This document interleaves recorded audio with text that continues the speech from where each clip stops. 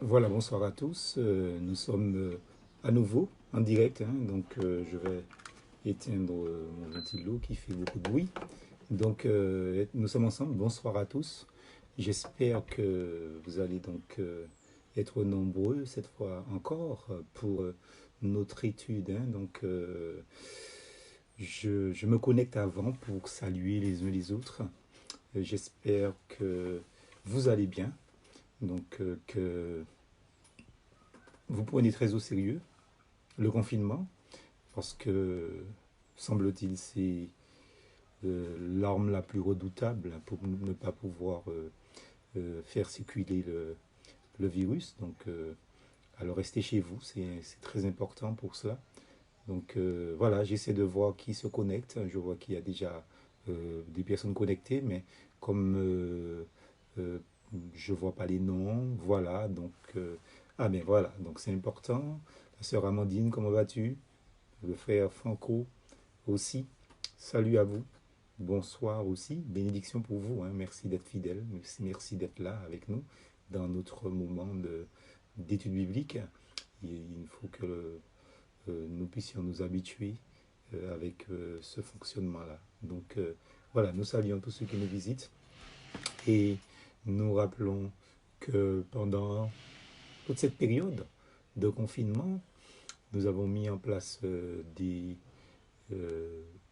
vidéos pour la communauté chrétienne évangélique et puis la communauté chrétienne tout court, hein, de sorte que euh, chacun puisse s'édifier. Bonsoir, la Chabine. Salut, salut. Que Dieu te bénisse, toi et ta petite famille, ainsi que tes enfants aussi. Bienvenue. Nous rappelons comme quoi que nous mettons en place des vidéos euh, avec des études bibliques, méditation et le message du dimanche. Donc voilà, je salue quand même ceux qui se connectent. Bonsoir, sœur Gérol, Paulette Gérol, bonsoir. Maurice Delia, salut à toi aussi.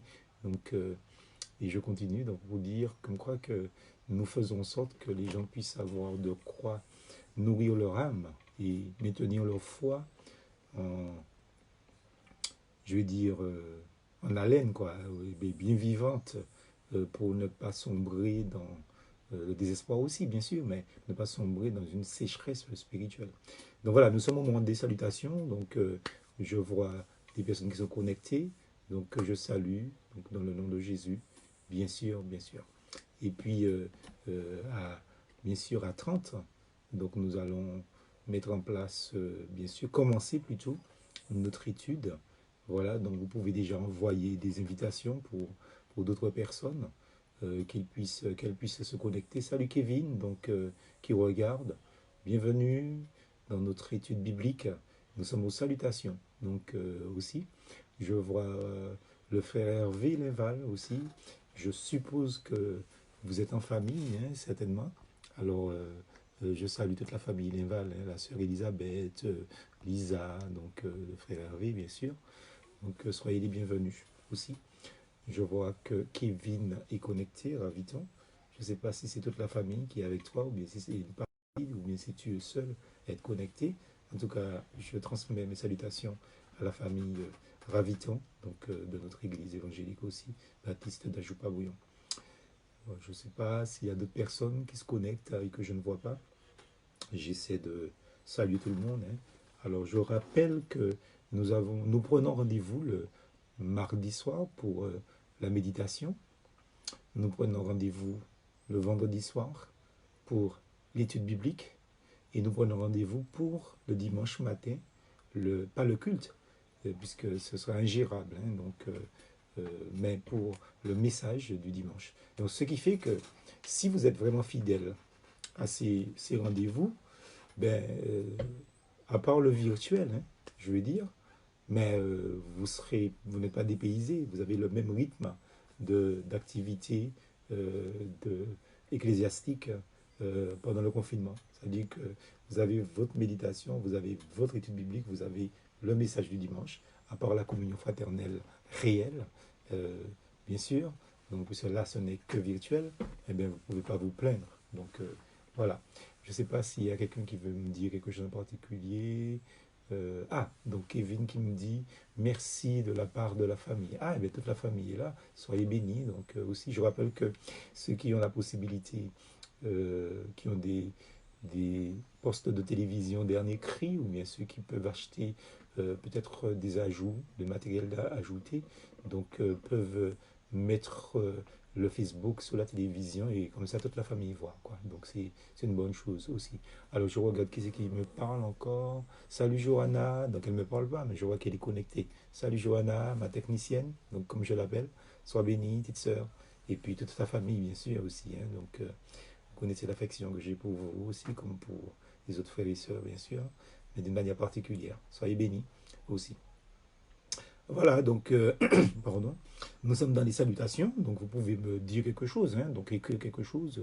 Voilà, nous saluons tous ceux qui se connectent en ce moment et nous commençons à 30 notre moment. Je salue ma belle-sœur, elle va se reconnaître, je ne dis pas son nom parce que pour ne pas avoir de jaloux, donc, mais elle se reconnaîtra. Salut, salut, coucou, coucou pasteur, salut, ok, ok. Donc voilà, c'est super. Bien, merci d'être connecté. Nous avons salutations. Je rappelle que vous pouvez me parler, hein, donc vous pouvez me dire des choses, me poser une question, voilà, donc, etc., etc., etc. Donc il ne nous reste pas grand temps hein, pour les salutations. Il reste 4 minutes et j'espère que ceux qui vont se connecter après ne seront pas trop en retard parce que euh, ceux qui me connaissent savent que ben, j'attends pas les gens hein, pour commencer une réunion. Et sur Internet, ce sera pareil. Hein. C'est pareil aussi. Donc voilà. Salut Clément. Donc Clément se connecte aussi. Bienvenue. Bonsoir. J'espère que tu as passé une bonne journée.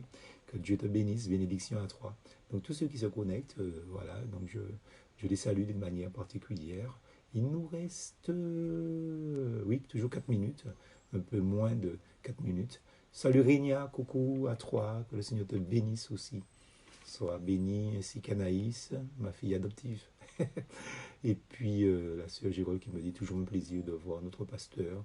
Sois béni en abondance. Merci beaucoup ma sœur, c'est très gentil. Vous avez un avantage sur moi, c'est que vous me voyez, moi je ne vous vois pas. Mais voilà, donc quand je vais vous voir, je serai très content de vous revoir après le confinement. Donc bonsoir, oui Clément. Oui, merci aussi Régna, donc sois béni. Merci d'être là avec nous. Vous êtes déjà un peu nombreux sur le salon, je vois. Donc, vous passez la quinzaine de connectés. Donc, voilà. Donc, salut, coucou. Ben, voilà. Donc, Anaïs, bienvenue. Donc, à toi. Donc, et puis, nous saluons tous ceux qui se connectent. Hein. Vous savez comme quoi que vous pouvez partager la vidéo avec vos amis, c'est-à-dire faire un partage de vidéo. Il nous reste quoi? Il nous reste 2 minutes de salutation. Donc, sur votre site, vous pouvez faire un partage de vidéo, c'est-à-dire comme quoi que vous pouvez inviter des personnes de partout à être connectées. Voilà, donc ça c'est important aussi. Donc, très très important aussi. Alors, qu'est-ce que je peux dire encore? Je salue la famille Bastel, Lydia, donc, qui est avec nous aussi. Donc, bienvenue sur le salon de l'étude biblique Facebook aussi, bien évidemment. Donc, ça, c'est important. Qui c'est encore qui se connecte? Oh, Daniel! Comment vas-tu, Daniel? Oh là là, je t'ai vraiment en tête, je t'ai vraiment en mémoire, Daniel. Hein. Donc, je prie pour toi beaucoup. Et on s'appelle demain, si Dieu veut. Mais merci d'être là aussi. Que le Seigneur te bénisse, mon frère. Sois béni. Et puis, frère Alexis, comment vas-tu? Donne-nous des nouvelles de la Guadeloupe. Ça se passe bien pour toi? Ça se passe bien pour les frères et sœurs de la Guadeloupe? Ton pasteur, ton église? Donc, voilà, bienvenue à toi aussi. Euh, je rappelle comme le fait Max aussi, donc il fait des partages de vidéos. Donc c'est très intéressant parce que ça ouvre le champ, je vais dire, des auditeurs aussi, en ce sens. Il nous reste 2 minutes de salutation. Si vous avez quelque chose à me dire, c'est le moment de le dire. Après, c'est trop tard. Donc oui, oui, Daniel, je remercie beaucoup. Que le Seigneur te bénisse aussi. Voilà, donc qui d'autre? Alors, je ne sais pas comment vous passez vos journées, donc mes journées sont hyper remplies. Donc, contrairement à ce que j'entends d'autres personnes dire qui s'ennuient. Moi, j'ai pas le temps de m'ennuyer, hein. Donc je bricole, je fais la pâtisserie, des choses que j'ai jamais faites. Donc je nettoie, enfin, je travaille aussi beaucoup puisque euh, j'ai mon bureau donc ici, donc à la maison aussi, qui me permet d'approfondir certaines choses aussi. Voilà, José Hippolyte, bonsoir. Bonsoir, José. Sois béni, hein, content de te voir avec nous, là pour la troisième partie de notre étude biblique. Voilà, donc c'est bien. Oui, tout va bien, tout va pour le mieux, grâce à Dieu. Ah ben, merci, Max. Donc, eh ben, tu transmets mes salutations au pasteur de ton église, hein, et puis à tous les bien-aimés, donc sur votre salon, à vous, bien sûr. Il nous reste plus rien du tout comme temps. Voilà, je vous invite à passer à ce moment de prière de début pour continuer notre étude. Prions. Seigneur Père éternel, nous te rendons grâce parce que tu es le Dieu grand, souverain. Tu es infiniment bon envers nous et nous voulons t'adorer dans toute ta splendeur. Nous voulons t'adorer avec nos faibles moyens de cœur et de pensée intellectuelle, nos moyens limités, spirituels. Mais tu agrées notre adoration. Nous venons à tes pieds pour te demander pardon pour nos péchés, te prier pour que tu nous laves dans le sang de Jésus et que tu nous accordes cette grâce, cette bénédiction d'être véritablement concentrés sur sa parole, pour ta parole, pour écouter ce que tu veux dire à nos cœurs, à chaque chose, pour nous fortifier. Dans le nom de Jésus, nous t'avons prié. Amen. Voilà, chers amis auditeurs, après les salutations que nous avons faites, hein, donc pendant, pardon, excusez-moi, pendant 10 minutes quand même, hein, je me suis connecté un peu plus tôt pour saluer le maximum de personnes. Donc nous allons commencer notre étude. Alors je veux quand même faire un rappel avec vous. Alors déjà, rappeler le titre, donc la thématique de cette étude biblique, c'est Géasi et Judas Iscariote. Alors important de rappeler que nous avons 3 points à voir et par la grâce de Dieu. Donc on a déjà vu le premier point, et le premier point s'intitulait justement donc point commun entre Judas et Judas Iscariote et Géasi. Donc on a montré, on a fait des parallèles entre ces deux hommes, pourquoi on a fait cette étude et pourquoi on disait que ces deux hommes ont eu un destin, je vais dire, identique et tragique. Et puis, je ne veux pas rester trop longtemps dessus, puisque ça va nous faire prendre trop de temps. Alors, et puis nous sommes au deuxième point, et je voudrais simplement rappeler, le deuxième point, le chemin suivi par Géasi. Donc, c'est au troisième point qu'on va parler de Judas. Donc, ne vous inquiétez pas. Donc, et dans ce deuxième point, le Seigneur nous a permis de voir le 2.1, qui est notre premier sous-point, un homme dévoué intérieurement par sa passion pour l'argent. On ne va pas rester dedans. Donc, la semaine dernière, donc, on a parlé donc, de ce 2.1, comment cet homme était, je vais dire, d'une certaine manière dévoré par ce désir d'argent. Et nous avions tiré leçon de cette situation que nous avons pu décortiquer ensemble. Alors aujourd'hui, je voudrais avec vous traiter de ce point important, le 2.1, 2.2, c'est-à-dire le deuxième sous-point, intitulé « Est-ce le temps de prendre de l'argent ?» Est-ce le temps de prendre de l'argent? Alors bien sûr, il y a un texte qui va dans ce sens, et je voudrais quand même, avec vous, prendre le temps donc, de lire ce texte que j'avais déjà sélectionné dans 2 Rois, 2 Rois chapitre 5, au verset 26. Est-ce le temps de prendre de l'argent? Je vais lire. Mais Élisée lui dit, mon esprit n'était pas absent lorsque cet homme a quitté son char pour venir à ta rencontre. Est-ce le temps de prendre de l'argent et de prendre des vêtements, puis des oliviers, des vignes, des brebis, des bœufs, des serviteurs et des servantes? Est-ce le temps de prendre de l'argent? Tel est le titre, n'est-ce pas, de notre deuxième sous-point, 2.1. Est-ce le temps de prendre de l'argent? Alors, voilà quelque chose d'important à dire, parce que l'homme de Dieu voit les choses de Dieu. Ça, c'est une chose importante. Et ceci, je le pense, en fait, concerne tous ceux qui sont proches de Dieu. D'ailleurs, la parole de Dieu dit clairement que Dieu révèle donc ses secrets à ses serviteurs, les prophètes. Et c'est certes, nous ne sommes pas des prophètes. Hein. Moi, le premier, je ne suis pas prophète. Hein. Donc, je suis juste un frère donc, dans la foi, comme vous. Et plus on est proche de Dieu, plus Dieu nous révèle ses plans, sa volonté. Je dis souvent dans notre église à Joupabouillon que des fois, il arrive très souvent que je n'ai même pas besoin de prier pour chercher la volonté du Seigneur, puisque quand on est dans la volonté de Dieu, on fait la volonté de Dieu, tout simplement. Et là, on a cet homme, Élisée, qui est dans la volonté de Dieu. Et quand un homme est dans la volonté de Dieu, il est éclairé par Dieu. Ça, il nous faut le comprendre. Et donc, le prophète, il avait suivi avec inquiétude, hein, je pense, la scène qui s'était déroulée entre Géasi et Naaman. C'était quelque chose de terrible, certainement pour ce grand homme de Dieu. Il craignait d'une certaine manière que Géasi, par sa cupidité, fasse du tort à ce nouveau, on va l'appeler Naaman, le nouveau converti, ce tout jeune converti dans la foi israélite. Mais non, donc l'Éternel veillait. L'Éternel veillait sur les premiers pas de son enfant, qui était Naaman, parce que vous savez que Naaman va porter sa foi, en fait, jusqu'en Syrie. Et c'est ce qui est important, de ne pas mépriser les personnes qui, je vais dire, sont intéressées par la parole de Dieu.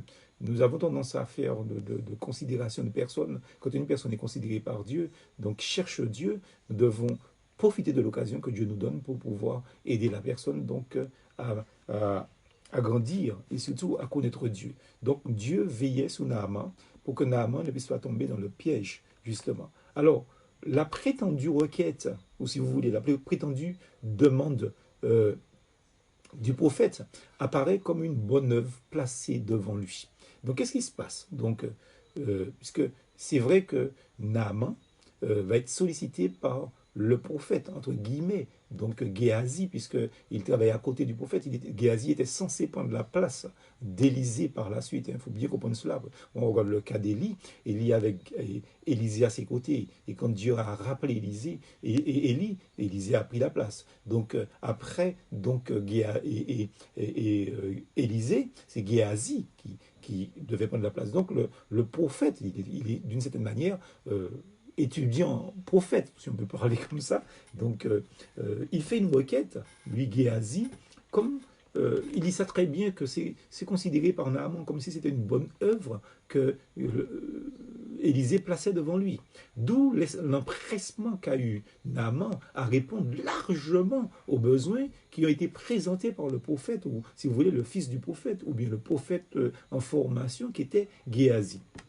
Mais celui-ci qui discerne les pensées des cœurs, celui qui discerne les pensées des cœurs, celui qui connaît justement toutes nos actions, avant tout, avant même qu'on parle, Dieu le sait, avant même qu'on pense, Dieu le sait, eh bien, Dieu va révéler donc quelque chose à son prophète.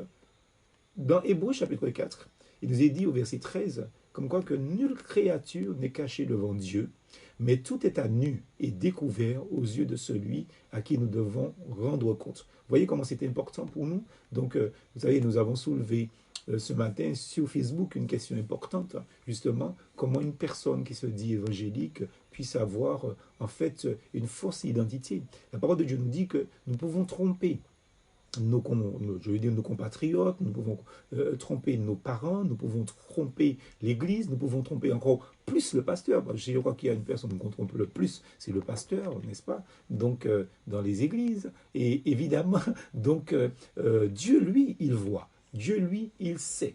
Nulle créature n'est cachée devant Dieu. Hébreux 4, verset 13. Et dans ce débat que j'ai ouvert aujourd'hui, il est évident que chacun a donné donc son point de vue sur la question posée. Mais je reviens à notre ami, entre guillemets, Géasi.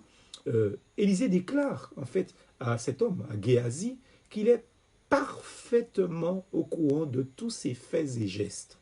Vous voyez, et il faut faire très attention parce que la parole de Dieu nous dit que Dieu révèle à ses serviteurs ses secrets. Élisée sait tout. Et il ajoute en fait une parole qui est très solennelle, qui s'adresse à nous et à nous tous encore aujourd'hui, à la minute à laquelle je vous parle, dans le verset 26, et je relis ce verset de début, est-ce le temps de prendre de l'argent? Est-ce le temps de prendre des vêtements, des oliviers, des vignes, du menu et du gros bétail, des serviteurs et des servantes? Est-ce le temps de s'enrichir, en fait? En gros, c'est ça. Et nous voyons aujourd'hui, il y a cet évangile de prospérité. Au lieu que les gens s'intéressent aux âmes des gens, ils s'intéressent à leur compte en banque. Et Élisée pose la question, est-ce le temps de prendre de l'argent? Et je pense que tout évangélique équilibré, doit avoir ce discernement que donne le Seigneur à son prophète, à son serviteur Élisée, pour se poser la question, quand on voit de telles situations, qu'on puisse se poser la question, mais est-ce le temps de prendre de l'argent ou bien est-ce le temps de prêcher l'évangile? Parce qu'il me semble que ce que le Seigneur nous a donné comme ordre de mission, ce n'est pas de nous enrichir, ce n'est pas de chercher à devenir riche, c'est de chercher à enrichir le royaume de Dieu avec les âmes justement que Dieu veut sauver. Et s'il y a une richesse que nous devons chercher, c'est enrichir le royaume de Dieu, enrichir justement donc, je vais dire, le pays de Dieu. Donc c'est important que nous puissions comprendre ça. Et le prophète avait commencé par être au début de sa vie, nous le savons, hein, Élisée était un laboureur. C'était un agriculteur, il était actif, il était plein d'énergie. D'ailleurs, dans 1 roi chapitre 19, au verset 19, mais qu'est-ce qu'il nous est dit? Ben, il nous est dit tout simplement, comme quoi que Élie, parlant d'Élie, hein, qui a précédé Élisée, Élie partit de là, et il trouva Élisée, fils de Shaphat, qui labourait, et il y avait devant lui 12 paires de bœufs, et il était avec la 12e, donc bête. Élie s'approcha de lui, et il jeta sur lui donc son manteau. Donc nous constatons que Élisée était quelqu'un qui travaillait avant d'être appelé par le Seigneur. Vous savez, je fais une parenthèse là, c'est important pour nous. Il y a beaucoup de personnes qui aujourd'hui rentrent dans le ministère, entre guillemets, soi-disant, parce qu'ils n'ont rien à faire en fait. Ils ne trouvent pas d'emploi sur le marché de l'emploi. Mais le ministère pastoral, c'est pas un bouche-trou.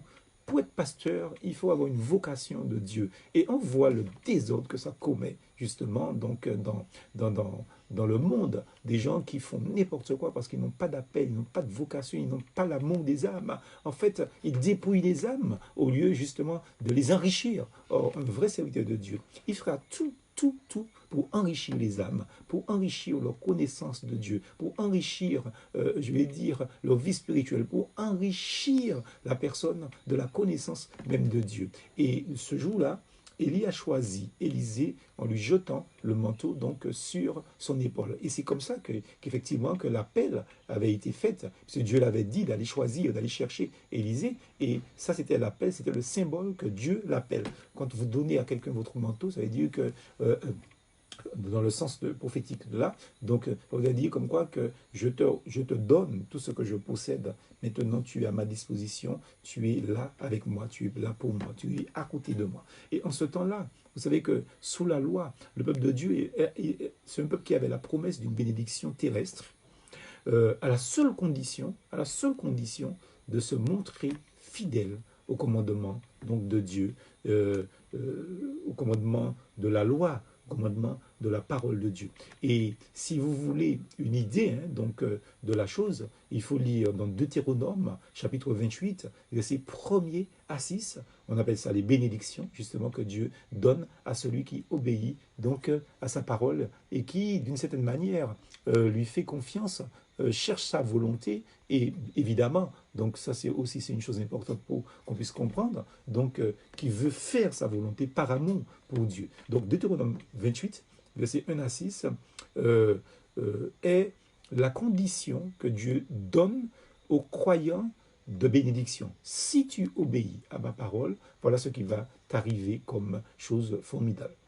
Mais Élisée, qui était en communion habituellement avec Dieu, Élisée avait compris quelle devait être la conduite d'un serviteur de Dieu dans un temps de ruine. Élisée n'avait certainement pas besoin donc de vérifier la loi pour savoir ce qu'il devait faire, ce qu'il ne devait pas faire. C'est simplement comme quoi que Élisée, lui, justement, ce qui se passe là, Élisée, étant en communion avec Dieu, savait que faire que dire, où aller, où ne pas aller aussi. Il connaissait les intentions de Dieu. Et quand on est en communion avec Dieu, je vous le dis franchement, frères et sœurs et amis auditeurs, on n'a pas besoin de connaître la volonté de Dieu puisqu'on est en communion avec Dieu. C'est-à-dire que, vous savez, je vous prends un exemple bien simple. Euh, je, je suis marié, ça fait déjà plus de 30 ans. Mon épouse me connaît, je connais mon épouse. Je sais comment réagir vis-à-vis de mon épouse et elle sait comment réagir. Si quelqu'un vient, par exemple à la maison, on peut rester à parler là avec la personne, mais hein, je regarde mon épouse, ou bien elle me regarde, nous savons ce que nous avons à faire. On est tellement en communion l'un avec l'autre qu'on n'a pas besoin de se parler, en fait, pour se comprendre, puisqu'on sait. Et quand on est proche de Dieu, c'est la même chose. Élisée était proche de Dieu, il était en communion avec Dieu, il connaissait donc les intentions de Dieu. Il savait déjà, par exemple, concernant les choses, je vais dire, naturelles, les choses de la vie, il savait il savait qu'une famine allait être envoyée pendant 7 ans sur le pays de Canaan. Dieu le lui avait déjà révélé. Dieu le lui avait déjà dit. Et ça, c'est important qu'on puisse dire ça parce que, vous savez, il y a des tas de personnes qui ne comprennent pas ça. Quand on parle de prophète et qu'on parle de prophétie, on pense qu'un prophète, c'est quelqu'un qui devine des choses. Un prophète ne devine rien du tout. Un prophète, étant en communion avec Dieu, connaît les choses de Dieu et Dieu lui révèle ses pensées. D'ailleurs, regardez bien la parole de Dieu. Il est souvent dit des prophètes, l'Éternel leur dit. Ainsi, et quand ils parlent, ils vont dire ainsi parle l'Éternel. Il ne dit il ne dit pas ainsi parle Élisée, voilà ce qui va se passer. Ainsi parle l'Éternel. Tous les prophètes parlaient comme ça. Mais simplement parce qu'ils n'avaient pas la capacité de deviner l'avenir. Ils n'avaient pas la capacité de voir les choses. L'Esprit de Dieu, ou Dieu lui-même, en personne, leur disait ce qui allait se passer. C'était le cas là aussi pour Élisée qui allait recevoir, qui avait reçu donc les intentions de Dieu, ce qui allait se passer, comme quoi qu'il y aurait eu une famine de 7 ans donc sur le pays de Canaan. C'était une conséquence en fait du gouvernement divin à l'égard de son peuple qui était un peuple infidèle. Nous lisons dans 2 Rois, chapitre 8, au verset 1er, Élisée dit à la femme dont il avait fait revivre le fils, « Lève-toi, va-t'en, toi et ta maison, et séjourne où tu pourras, car l'Éternel appelle la famine, et même elle vient sur le pays pour 7 années. » Amis auditeurs, mais est-ce le temps de prendre de l'argent? Nous retournons dans notre texte de 2 Rois, chapitre 5, verset 28. Est-ce le temps de prendre de l'argent? L'avons-nous vraiment compris? Alors que l'Église est en ruine et la venue du Seigneur est proche, est-ce le temps de prendre de l'argent? L'Église est en ruine morale, l'Église est en ruine spirituelle. Qu'on le veuille ou pas, il ne faut pas que nous puissions, d'une certaine manière, nous leurrer. Il ne faut pas que nous puissions dire des choses parce qu'on veut entendre des bonnes choses. L'Église au XXe siècle, en ce moment où je vous parle, au XXIe siècle même, donc dès le XXe siècle, je voulais dire, l'Église est en ruine morale, l'Église est en ruine spirituelle. L'Église n'est pas ce qu'elle devait être comme le Seigneur voudrait qu'elle soit. Et la preuve, les gens créent des assemblées dites évangéliques et ils ne pensent qu'à l'argent, qu'à l'argent. Ils ne pensent pas à guérir les âmes. Ils ne pensent pas à guérir les âmes. Ils ne pensent pas à former les âmes pour le Seigneur. Ils ne pensent pas donc à cultiver la relation des uns et des autres avec leur Seigneur. Ils ne cherchent pas à aider les gens à connaître Dieu. Ils cherchent à gagner de l'argent. Et la parole de Dieu le dit clairement. Est-ce le temps de prendre de l'argent? Agissons-nous en conséquence dans nos vies, justement. Vous savez, dans 2 Pierre, chapitre 3, verset 11, il nous est dit, toutes ces choses devant donc se dissoudre, quels gens devriez-vous être en sainte conduite et en piété, attendant le jour, la venue du jour de Dieu. Vous voyez, donc moi je crois que s'il y a une activité à laquelle nous devons peut-être nous adonner, eh bien c'est rechercher donc la face de Dieu, chercher à aider les gens à connaître davantage de Dieu et surtout, prêcher l'évangile pour que les gens se convertissent et soient arrachés donc des griffes de Satan pour que véritablement donc ils ne puissent pas je vais dire périr en enfer tout simplement. Donc faisons très attention. L'apôtre Paul dit une chose importante aussi, il dit le temps est court. Le temps est court. Donc il convient en particulier que, dit-il, ceux qui achètent se conduisent comme s'ils ne possédaient pas, et ceux qui usent du monde le fassent comme s'ils n'en usaient pas à leur gré, c'est-à-dire pleinement dans la mesure où c'est indispensable. Comprenons-le. Donc, et il va plus loin dans 1 Corinthiens chapitre 7, versets 29, 30 et 31. Donc, versets 29 à 31, il dit, car la figure de ce monde passe. Il y a des chrétiens qui s'investissent uniquement pour les choses de ce monde. Et la cupidité de Géasi était cela. Alors, voyons maintenant donc le troisième point, puisque nous avons le temps, hein, grâce à Dieu, de voir ce troisième point. Et nous verrons le quatrième point par la suite. Hein, nous verrons le quatrième point, je vais dire, la semaine prochaine, pour pouvoir enchaîner donc sur Judas aussi, que nous comparons à Géasi. Alors, 2.3, donc troisième point, 2.3, Géasi devient lépreux. Vous savez, appartenir, même extérieurement, au peuple de Dieu, rend quelqu'un plus responsable. Il faut bien le comprendre. C'est-à-dire comme quoi que quand nous avons le privilège de connaître les choses de Dieu, la volonté de Dieu, nous sommes plus responsables que ceux qui ne connaissent pas.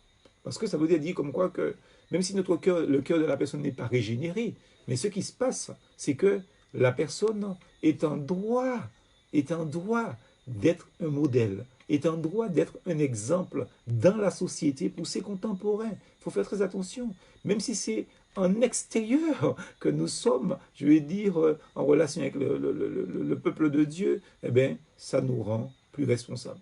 Vous savez, la lèpre de Naaman, ça nous savons, on l'a dit déjà dans le premier point, dès le début, il y a déjà 2 semaines, on l'a dit, la lèpre de Naaman qu'il avait laissée, cette lèpre-là va s'attacher à Géasi. Cette lèpre-là va s'attacher à sa semence pour toujours. Ce n'est pas une seule génération, mais pour toujours. Dans 2 Rois chapitre 5, verset 27, il est dit que la lèpre de Naaman s'attacha à Géasi et elle s'attachera aussi à sa postérité. Et la parole de Dieu nous dit que Géasi sortit de la présence d'Élisée avec une lèpre qui était comme de la neige. Il sortit en sa présence. Vous vous rendez compte de ce qui se passe? Ça dit que là, je vois quelque chose que je vais faire un petit parallélisme. En fait, Géasi sort de devant Élisée comme autrefois, au commencement de la création, Caïn est sorti de la présence de l'Éternel. C'est terrible hein, ce qui se passe là. Donc, c'est la même chose qui se passe là. Il est une image, en fait, de l'Adam, ou de Adam, si vous voulez, de Adam, l'infidèle, qui a désobéi avec Ève, et il est aussi une image de l'Israël infidèle. Il sort de devant le peuple, la face d'Élisée, comme Israël est sorti aussi de devant la face de l'Éternel. Donc on peut alors être surpris qu'il soit à nouveau question de Géasi dans le Saint-Livre. Hein. Vous savez comme quoi que, parce qu'il sort de la scène en fait, et nous constatons que quoique lépreux, parce que les lépreux étaient mis à part en fait en Israël jusqu'à guérison, etc. Si guérison il y avait, justement, eh bien, nous le retrouvons à la cour du roi Joram. Alors, je me suis posé la question sans doute que Géasi caressait un vain désir, malgré sa lèpre hein, d'ailleurs, de continuer à s'élever dans l'échelle sociale. Parce qu'on ne le trouve pas dans un champ, on le trouve à la cour du roi. C'est-à-dire que Géasi, il était en compagnie bien sûr du roi, d'un roi infidèle, donc d'Israël, mais il était au milieu du luxe, d'une cour royale. Lui qui, dans le passé, il avait dû partager la condition volontairement modeste du prophète, hein, Élisée, mais là, on le trouve dans le luxe. Il est à la cour royale. Il paraît même être considéré par le monarque Joram comme une sorte de témoin oculaire intéressant du passé, etc. Il avait forcément beaucoup de souvenirs, parfois amers, sans doute, puisque ne parlons pas de sa situation, justement, mais il racontait. Il était un raconteur d'histoire aussi. Et le roi lui demande de raconter. Dans 2 Rois, chapitre 8, verset 4, toutes les grandes choses qu'Élisée avait faites. Le roi lui demande de raconter. Il était devenu, je vais dire, une distraction. Ainsi, on trouve dans ce pauvre monde, justement, nous trouvons dans ce pauvre monde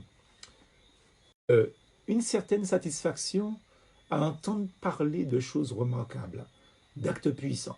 Vous voyez, il y a des gens qui vont dans des églises, ils vont dans des églises parce qu'ils ont entendu dire, il y a des miracles, il y a des choses, ceci, il y a cela, et puis ils vont dans les églises pour voir des grandes choses, et ils vont dans des églises pour entendre des pasteurs parler de choses, je vais dire, admirables, etc. Mais, cher ami auditeur, si vous allez dans une véritable église, ce que vous allez entendre, c'est l'évangile, et puis l'évangile, et puis l'évangile. Vous comprenez? Donc, ce n'est pas un endroit où on raconte des histoires pour satisfaire les désirs des gens. Et ça nous rappelle Hérode qui voulait voir Jésus pour que Jésus fasse un miracle, que Jésus entende, qu'il puisse entendre des choses formidables. Il voulait aussi, justement, voir le Jean-Baptiste aussi. Il était merveillé par Jean-Baptiste aussi. Mais, amis auditeurs, les gens veulent voir des grandes choses. Ils viennent même dans les assemblées pour voir des actes puissants, mais la parole de Dieu est prêchée et ils n'écoutent pas la voix de Dieu. C'est comme quand les gens parlent avec vous et que vous les évangélisez. Eh bien là encore, c'est important de comprendre une chose, c'est que les gens, ils ont envie de vous entendre dire des choses extraordinaires qui s'est passé dans votre vie, dans votre ministère, etc. Les gens, ils veulent entendre des grandes choses, mais ils n'écoutent pas la voix de Dieu. Et par des récits souvent romancés du temps des persécutions, il est parfois rare que la conscience et le cœur des auditeurs ou des lecteurs aussi donc soient touchés. Je parle des lecteurs parce que comme j'écris beaucoup de méditations sur mon site, donc les gens lisent, mais ils ne sont pas touchés parce qu'ils veulent voir des choses bien faites, bien élaborées, bien structurées, etc. Ce n'est pas leur cœur qui recherche. Et quand le cœur cherche, c'est pour ça que la parole de Dieu dit clairement que si quelqu'un cherche, il trouvera le Seigneur. Alors Géasi, frappé par Dieu, n'en continue pas moins à rechercher tout ce qu'il y a du clinquant, n'est-ce pas, sur la terre, satisfaisant toujours son cœur naturel aussi. Quel triste état qu'était le sien. Donc, et cet homme nous rappelle Balaam, qui a été ruiné par sa cupidité, avec une certaine lucidité sur son avenir. Cet homme pouvait dire, dans Nombre 24, verset 16, « Celui qui entend les paroles de Dieu, qui voit la vision du Tout-Puissant, qui tombe et qui a les yeux ouverts. » Vous voyez, Balaam était quelqu'un qui savait, il connaissait justement. Géasi, lui, est maintenant réprouvé. Géasi est devenu une sorte de parasite qui mange à la table d'un roi apostat et qui est censé le distraire quand il s'ennuie. Et dans ce monde desséchant, justement, ce monde sans Dieu, ce monde sans espérance, nombreux sont ceux qui cherchent à tuer le temps. Dans ce but, ils se jettent dans toutes sortes de distractions, ils se jettent dans toutes sortes de plaisirs éphémères. Cher ami sans Christ, le cœur est désespérément vide. Et quand un cœur est vide, vous savez ce qui se passe? C'est Satan qui va venir, parce qu'il est prompt à satisfaire les convoitises des cœurs vides. Laissez-vous remplir par la parole de Dieu. Laissez-vous remplir par la présence de Dieu. Laissez-vous remplir par tout ce que Dieu nous donne, parce que ce que Dieu nous donne est ce qu'il y a de meilleur. Vraiment, donc de meilleur. Alors je vais finir maintenant par le quatrième point, parce qu'il faut qu'on termine. Donc ce deuxième grand point. Géasi va pourtant rendre un témoignage précis au miracle de son maître. Quatrième et dernier point pour finir. Dieu va encore utiliser Géasi curieusement, justement. Vous savez que dans le psaume 119, au verset 91, il est dit que toute chose le servent, toute chose sert Dieu. Et nous savons que l'apôtre Paul a dit dans Colossiens chapitre 1er, verset 16, car en lui ont été créées toutes les choses qui sont dans les cieux et sur la terre, les visibles et les invisibles, trône, dignité, domination, autorité, et puis tout a été créé pour lui et par lui. Donc nous savons que toute chose sert notre Seigneur. Mais si nous faisons partie de ces rachetés, donc, et ça c'est important pour la conclusion donc, de ce soir, nous pouvons servir les desseins de Dieu et faire les desseins de Dieu, c'est-à-dire le travail de Dieu avec joie. Mais nous savons que les incrédules sont eux aussi souvent employés, sans le savoir, à servir les intérêts de Dieu, et par conséquent ceux des siens. Dieu peut utiliser un incroyant pour nous parler. Dieu peut utiliser un incroyant pour répondre à l'une de nos requêtes, de nos demandes. Vous savez que dans Proverbes chapitre 25, au verset 2, Il est dit que la gloire de Dieu, c'est de cacher les choses. La gloire des rois, c'est de sonder les choses. Donc, Élisée avait des années auparavant averti donc cette femme de Sunem, hein, donc dont la foi avait été si remarquable au jour de l'épreuve d'ailleurs. C'est à elle qu'il avait rendu vivant son fils mort aussi. Et c'est à elle, cette femme-là, qui va dire « J'habite au milieu de mon peuple ». Donc, et il avait dit, Élisée avait dit à cette femme, lève-toi, va-t'en, toi et ta maison, et séjourne où tu pourras séjourner, car l'Éternel a appelé la famine sur le pays, sur ce pays pendant 7 ans. Donc, n'oublions pas que les fidèles, on part aussi aux peines des humains.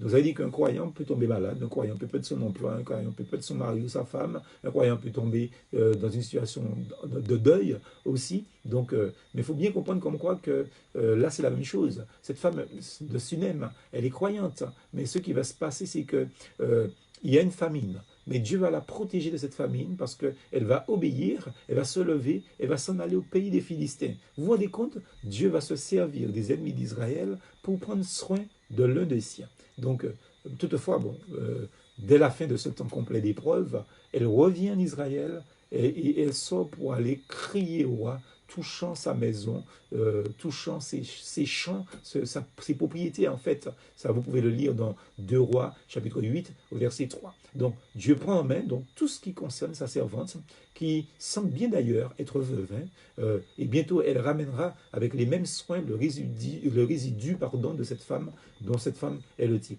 Dieu va user de bonté aussi envers lui, sous le terrain de la grâce envers son peuple aussi. Dieu va vraiment parler à son peuple. Hein, donc, mais là n'est pas la question. Donc, pour terminer, Géasi est en train d'expliquer au roi comment Élisée a rendu la vie à un mort. Et voici cette femme qui arrive au point nommé, justement. En la voyant, Géasi, certainement très surpris, s'écrie « Oh mon roi, c'est la femme ici, et c'est ici son fils auquel Élisée a rendu la vie. » 2 Rois chapitre 8, verset 5. Quelle coïncidence extraordinaire, dira-t-on, dans ce monde incrédule. Mais nous savons que toutes choses le servent. Il n'y a pas de hasard dans la vie des enfants de Dieu. Et c'est méconnaître volontairement ou non hein, que toutes choses concourent ou toutes choses travaillent ensemble pour le bien de ceux qui aiment Dieu, de ceux qui sont appelés selon son dessein, nous dit l'apôtre Paul dans Romains chapitre 8 au verset 28. Demandons Dieu avec foi d'ouvrir nos yeux, amis auditeurs et frères et sœurs. Alors nous ne craindrons plus ce qui cause de si grande angoisse chez justement nos contemporains. En ce moment, il y a, je vais dire, épidémie, mais demandons au Seigneur d'ouvrir nos yeux. Ayons le discernement pour comprendre le plan de Dieu pour nous, pour l'humanité, pour l'Église, pour les pasteurs, pour les croyants, etc. Soyons toujours prêts, en fait, véritablement, hein, donc quand les gens nous posent des questions, à répondre avec douceur, avec crainte, à quiconque nous demande justement raison de l'espérance qui est en nous. Parce que c'est ce que dit 1 Pierre 3, hein, versets 15 et 16 que je vous ai cités d'une certaine manière. Donc il faut bien comprendre, amis auditeurs, comme quoi que cette période-là n'est pas une période qui doit nous saper le moral, qui doit détruire notre espérance, qui doit détruire nos convictions évangéliques et bibliques. C'est là maintenant que nous redoublons de foi, nous redoublons d'ardeur, nous redoublons de prière et nous cherchons par tous les moyens à fortifier, édifier, consoler, aider ceux qui aiment le Seigneur. C'est pour ça que nous utilisons ces moyens techniques, pour pas que la foi de qui que ce soit fléchisse, pour pas que la foi de qui que ce soit puisse tomber, parce que c'est dans cette période-là que nous avons besoin des soldats. On n'a pas besoin de soldats en temps de paix, vous savez ça? On a besoin de diplomates, mais en temps de guerre, c'est ce qu'a dit le président, nous sommes en guerre. Eh bien, en temps de guerre, nous sommes dans la guerre. Si c'est une guerre civile, nous sommes là, à genoux, en train de prier, une guerre spirituelle, nous sommes dedans, continuellement, continuellement. Et nous savons comme quoi que quand Géasi va parler à cette femme, le roi est impressionné, son cœur est dans la main de Dieu, n'est-ce pas, comme dit Salomon dans Proverbe 21, verset 1. Il interroge la femme, il appelle un eunuque, justement, il rend à cette femme tout son bien, et même, il rend à cette femme le revenu correspondant aux 7 années de son absence. 2 Rois, chapitre 8, verset 6. Vous vous rendez compte? Quand on est fidèle à Dieu, quand on veut rendre témoignage à Dieu, alors nécessairement, Dieu bénit ceux qui se confient en lui. à la différence de cette femme de Sunem, eh bien, il est évident qu'elle a été bénie. Alors, que Dieu nous aide à rester fidèles en toutes choses. Je voudrais prier avec vous et vous rappeler avant la prière que nous nous retrouvons vendredi pour la dernière partie de cette étude où nous allons parler de Judas Iscariote, le disciple qui a livré Jésus. Que Dieu vous bénisse. Prions ensemble. Père très saint, nous te rendons grâce pour ta parole qui est la vérité.